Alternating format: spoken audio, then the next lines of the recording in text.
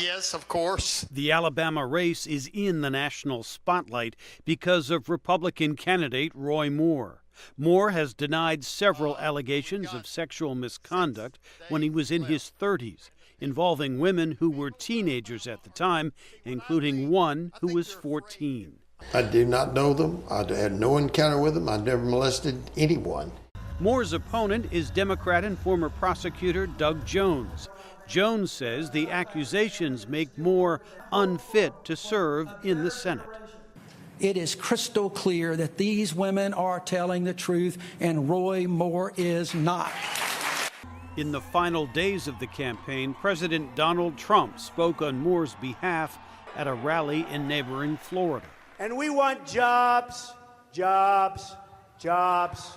So get out and vote for Roy Moore. Do it. Do it.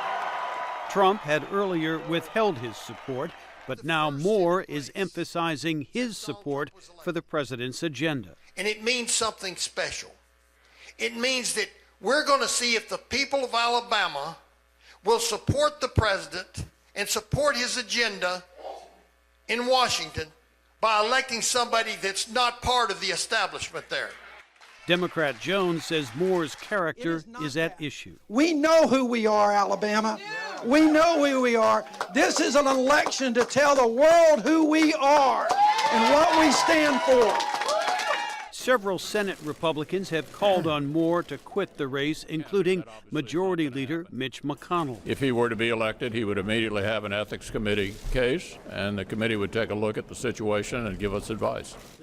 Two prominent Democrats recently announced they are resigning over allegations of sexual harassment, and Republicans like Senator Lindsey Graham worry that Moore's election could be politically damaging to his party in the long run. Roy Moore, if he does win, is the gift that keeps on giving in terms of Democratic politics. A Moore victory in Alabama could boost turnout among voters on behalf of Democrats in next year's congressional midterm election, says analyst Bill Galston.